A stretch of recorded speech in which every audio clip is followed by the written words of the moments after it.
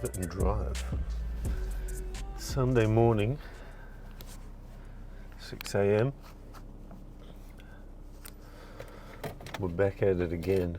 Final gym session of the week. I love going on a Sunday morning because there's never anyone there.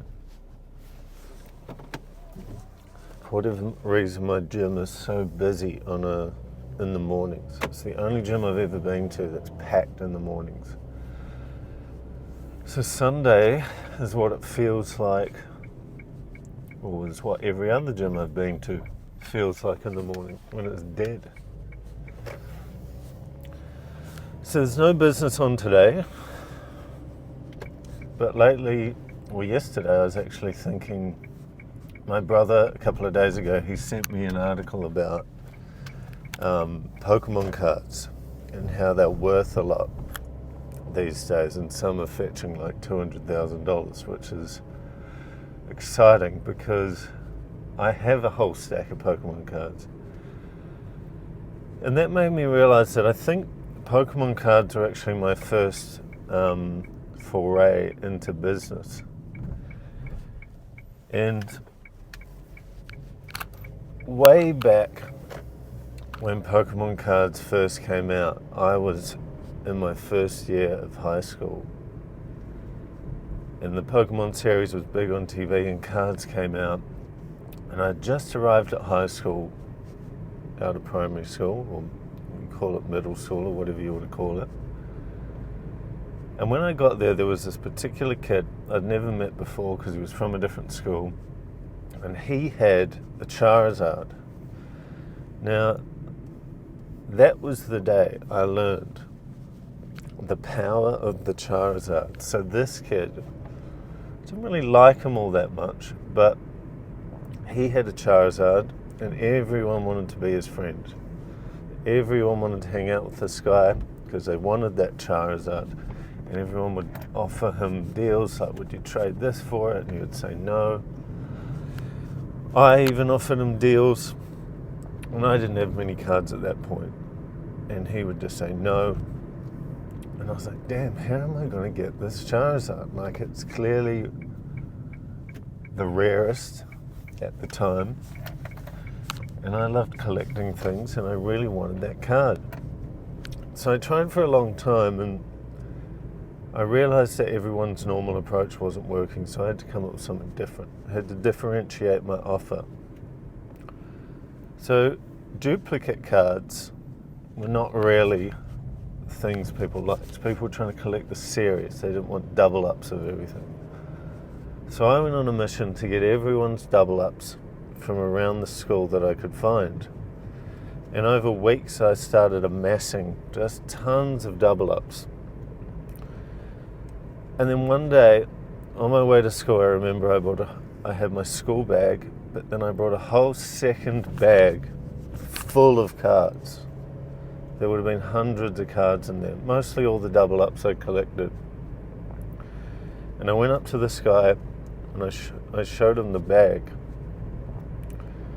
And he was like, damn, that's a lot of cards. And I said to him, I'll give you this entire bag of cards for your Charizard. And so I basically made to him what my co-founder Tom likes to call a Godfather offer, which is an offer you can't refuse. So I finally got the Charizard off him for this huge stack of cards. And it wasn't my whole collection, it was just all the double ups I collected. So he was happy because it was just a sheer volume, which was impressive. Impressive enough to give up his best card ever. Big mistake on his part. So then it was me. I had the Charizard, but what I quickly realized is if other Charizard comes into the school, it's going to dilute my reputation. You know, my Charizard won't be worth as much anymore.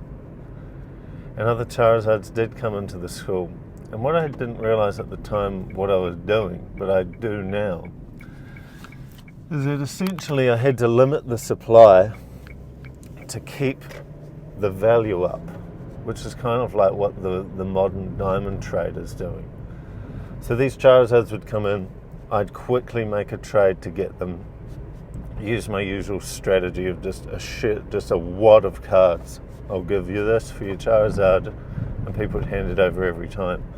So at one point I had 3 Charizards, and I just kept 2 of them at home. I didn't bother bringing them or showing off I had 3. I just kept that value high of the original Charizard, which what that meant was people would always come to me first when they had a new card and they were trying to offer it, so I always got access to the latest deal flow, essentially.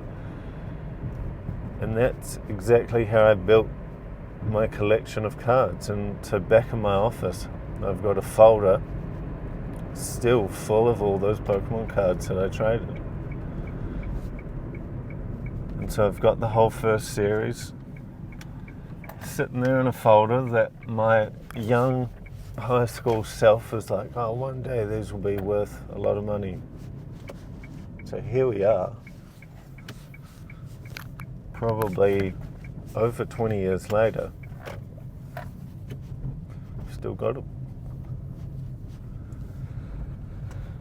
So those trading cards taught me a lot about business. Taught me how to put a deal together. Taught me about supply and demand. So I recommend it. Get into trading cards if you're trying to learn stuff. Alright, we've made it to the gym. I'm going to go in. Final leg session of the week if you're following along at home. And I'll see you afterwards.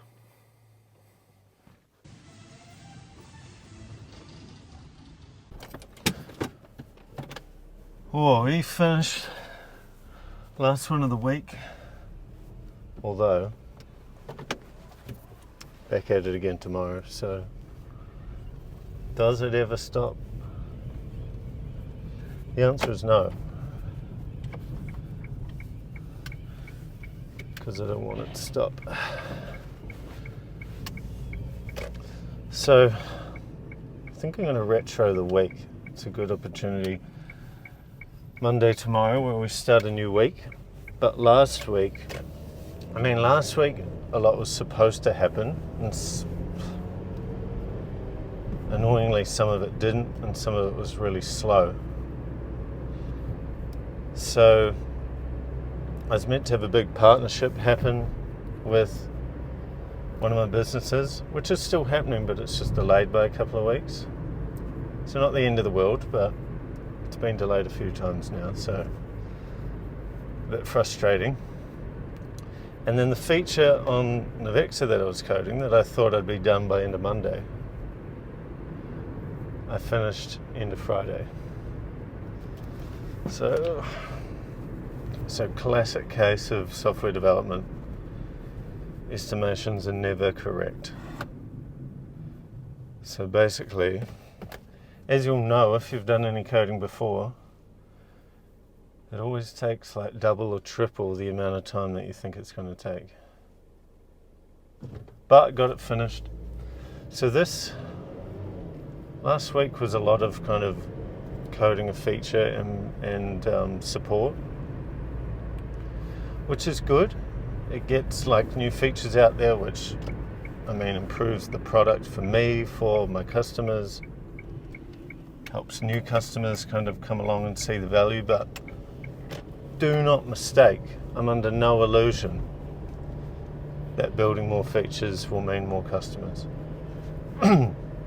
Not that I ever would want to do this, but I'm pretty confident I could build no more features on Navexa for like 3 years, and the USP is still there for people to sign up and pay.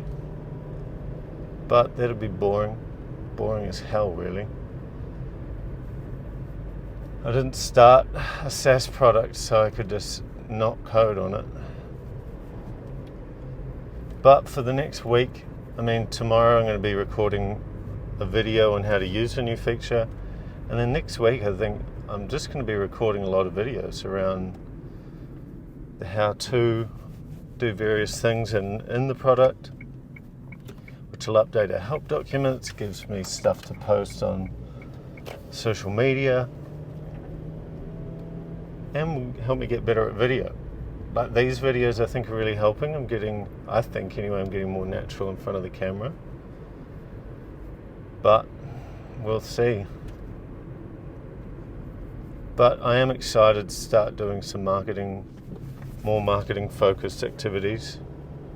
There's a lot of big things in the pipeline, and there's a lot of cool people that I'm seeing, especially around Australia in the finance space, that I reckon would benefit a lot from using Navexa, and with a double benefit of helping promote Navexa as well.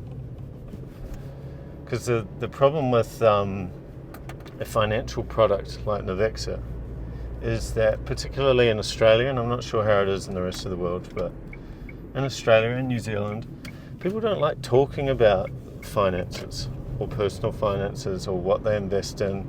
Like, I worked with people for years before I found out they'd been investing in stocks the whole time. And it's like, oh, why didn't we know this earlier? We could have talked about it.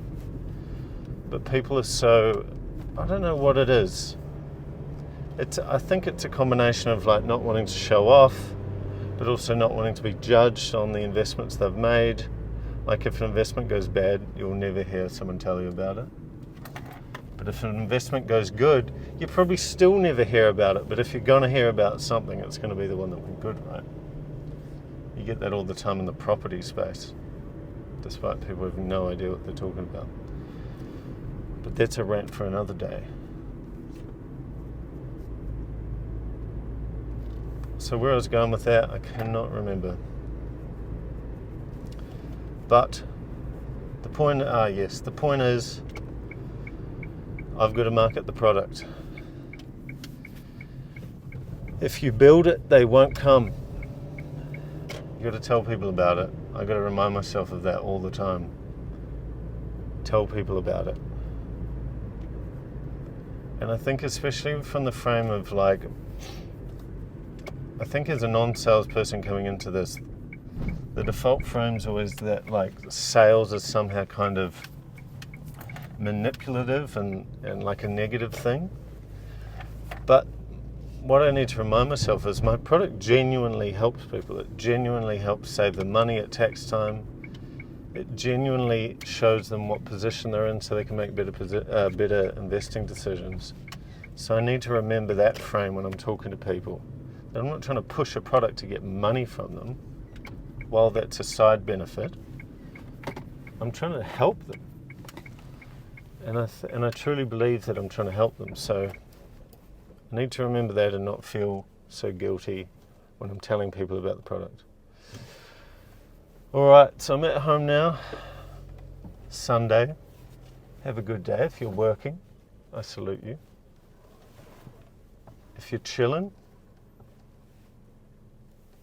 have a good chill.